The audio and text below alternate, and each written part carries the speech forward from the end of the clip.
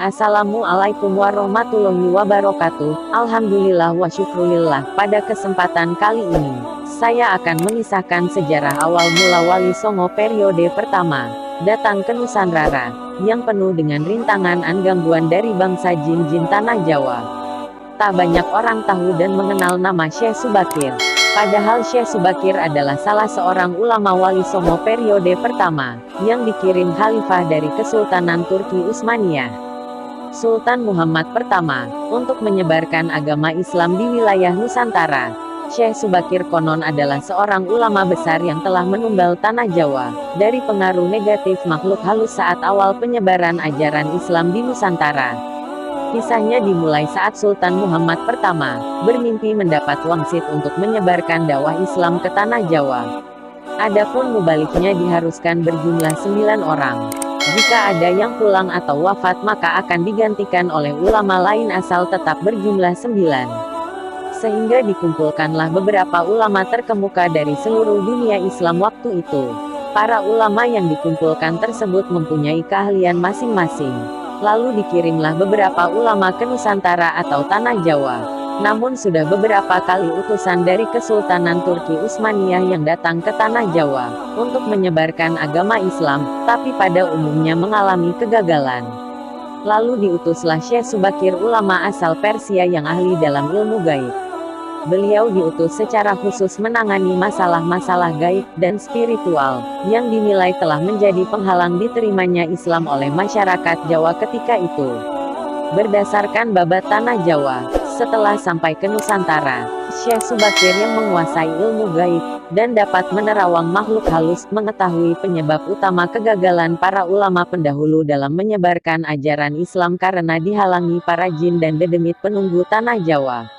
Para jin, dedemit dan lelembut tersebut bisa merubah wujud menjadi ombak besar yang mampu menenggelamkan kapal berikut penumpangnya, dan menjadi angin puting beliung yang mampu memporak-porandakan apa saja yang berada di depannya. Selain itu para jin kafir, dan bangsa lelembut tersebut juga bisa berubah wujud menjadi hewan buas, yang mencelakakan para ulama pendahulu tersebut. Untuk mengatasi hal tersebut, konon Syekh Subakir membawa tumbal untuk ditanam di tengah-tengah tanah Jawa, yaitu di puncak Gunung Tidar, Magelang. Karena Gunung Tidar dipercayai sebagai titik sentral atau pakunya tanah Jawa. Efek dari kekuatan gaib suci yang dimunculkan oleh tumbal tersebut menimbulkan gejolak. Alam yang tadinya cerah dan sejuk, matahari bersinar terang, damai dengan kicau burung, tiba-tiba berubah drastis selama 3 hari 3 malam.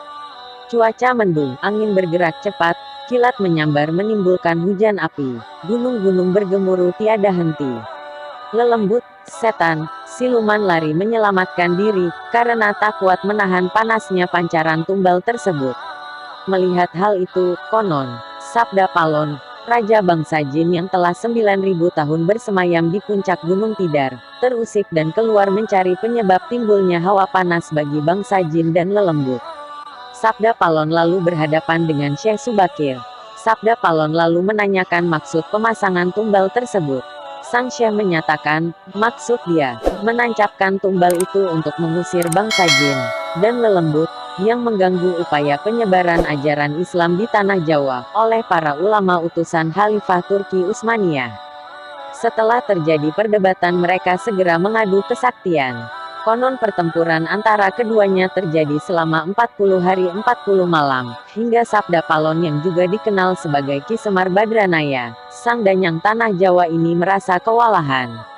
Itulah sekilas tentang riwayat sejarah Wali Songo periode pertama dalam mengislamkan tanah Jawa. Wassalamualaikum warahmatullahi wabarakatuh.